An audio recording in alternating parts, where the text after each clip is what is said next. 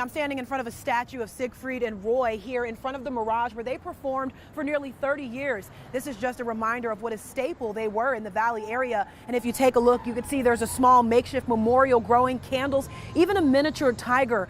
Many people saying that Roy Horn survived a tiger attack. So it's really taking the world by storm to learn that he died of COVID-19. This is Manticore. He's an 8-year-old white Bengal tiger. Siegfried and Roy became household names because of their unique Las Vegas magic show that incorporated tigers. Their show came to an abrupt end in 2003, shortly after Roy was attacked and dragged off stage by a tiger he raised. Medical officials say he was lucky to survive that attack. In February of 2009, the pair reunited and performed with the same tiger for a final show, ending a 40-year run of a performance that captivated audiences from all over. On Friday evening, a spokesperson announced Roy Horn died in a Las Vegas hospital from complications of the novel coronavirus. COVID-19 is it's a really bad thing, and you know that little strand of RNA does more damage than tigers. Penn Jillette of Penn and Teller is another longtime strip performer and longtime friend of Roy. He spoke to News 3 about his life and legacy. You can talk about Elvis and Liberace and Wayne Newton, and they're really important, but it's also Siegfried Roy. When people around the world picture Vegas, a big part of what they're picturing is what Siegfried Roy established here. The statement informing the public of Roy's death included a comment from Siegfried saying, quote, "Today the world has lost one of the greats of magic, but I have lost my best friend." Yeah, Gerard, you know, a lot of these businesses have remained closed since mid-March. That's when Governor Steve Sisolak ordered all non-essential businesses to close to help mitigate the spread of the coronavirus. But on Thursday, he said the medical data was promising. Nevada can enter phase 1 earlier than expected, allowing some businesses to do just that today.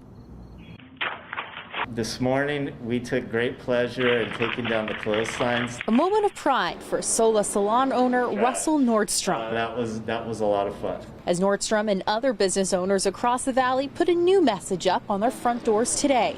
Open. The neon message a relief for customers to see. Excited to get some pizza for the first time in about 2 months. Stylist Nancy Vargas I started at 8 o'clock. started bright and early to get in her many clients. They keep calling me like, okay, tomorrow.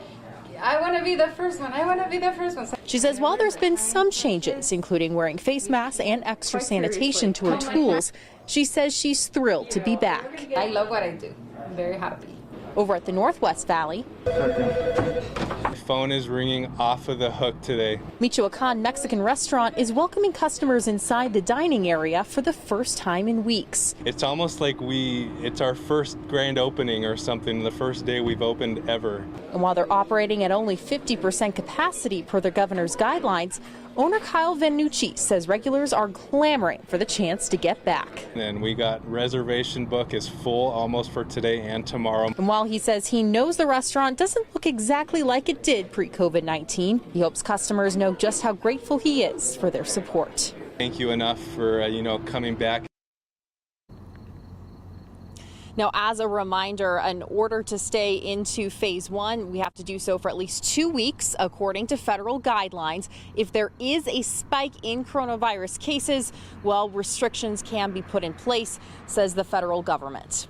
Reporting off of Elkhorn and Durango, Lauren Clark, the CW Las Vegas. Dana White and the UFC, they're going to have a big match. We love it. We think it's important. Get the sports leagues back. Let's play. You do the social distancing and whatever else you have to do. But we need sports. We want our sports back. And congratulations to Dana White, UFC. Well, hey, President Donald Trump, not the only one excited about sports returning. This man with two thumbs pointed this way, extremely hyped about UFC 249. So much so, leading up to the fights, I had a total of 4 fighters on Sports Night. However, the 2 main event fighters, Tony Ferguson and Justin Gaethje, were not one of them.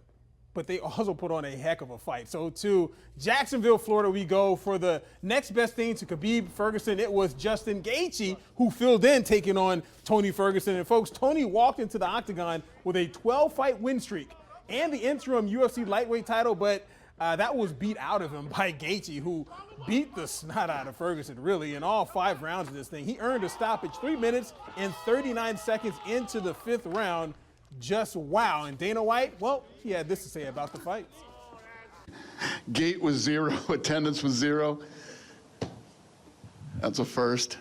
As a promoter, you can't go out and guarantee that people are going to see anything. This is like, I don't know, in my 20 years of doing this, maybe only the 2nd or 3rd time I've ever guaranteed you that the main event would be incredible. And, you know, the fight was really good. That's an understatement. All right, folks. Now, I mentioned having fighters on Sports Night. Francis the Predator Ngannou was one of them. Now, during that interview, I asked him about his knockout power that he displayed in many of his recent fights. Here's a crazy stat. I just told Gerard this. His last 7 fights, he has first-round knockouts in 7 of his last 8 fights. Excuse me, scratch that.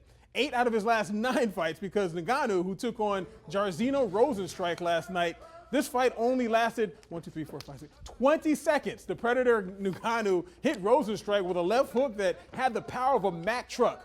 Lights out. Now, Francis is a heck of a man, and his fighting isn't so personal, so very much so. Look at the picture that he posted on his Twitter with Jairzinho with a smile and a hug saying, folks, it's just about business and nothing more. Always respect the business partner. Yeah.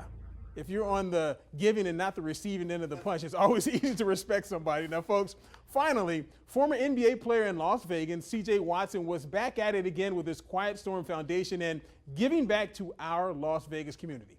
This time, C.J. hooked up with Councilman Cedric Creer at Doolittle Senior Center. What they did was do something very special. During these tough times, money, food are hard to come by, so they got together with Chef Stacy Dugan of Simply Pure to give free meals to folks. A beautiful thing, I have to say. Another beautiful thing is the folks in the community came and participated.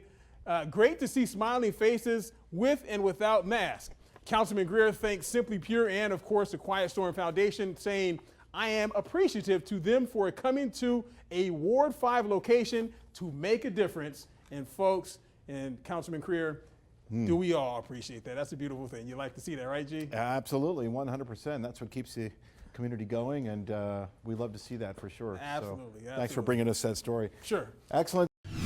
Back, she joins us live from downtown Las Vegas. Well, Marie, whether they're already opening tomorrow, or waiting to get permission from Governor Sisolak to open their doors, local businesses tell me they're ready to get the economy going again. We are gathered here today to celebrate. Wedding bells are ringing once again at the Little Neon Chapel at Neonopolis in downtown Las Vegas. You may kiss your bride. The owner says they were legally given permission to reopen their business April 30th. People not looking to get married just for fun. There's a lot of people that need it because of the health, and military. And they've had a steady flow of customers. Mostly weddings are either locals or they come from neighboring states such as Utah, Arizona, and California, where they just come for the day, get married, and they head back, because we are one of the few states that are actually able to do weddings. The owner of Neonopolis said 10 businesses in his building will open in phase 1. December, before that November and October. I think they'll be the best 3 months that my building will create with all the customers and all the tenant experiences. Michael Elliott also opening tomorrow at Tiffany's Paradise of Hair and Nails in North Las Vegas. We've been serving the community for over 20 years and been doing great business.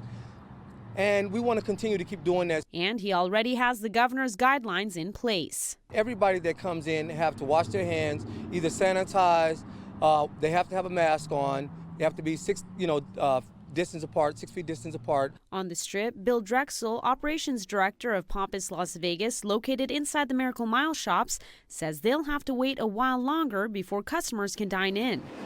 We're not able to open tomorrow because we're inside of a mall. So they've been providing another option. We have full curbside, and they can come in and pick up, or we can do third party. Now they're just waiting for Governor Sisolak to give the green light for indoor malls to open. When we do open, we're going to be serving in sealed containers, and that way the customer doesn't have any problems with anything that they're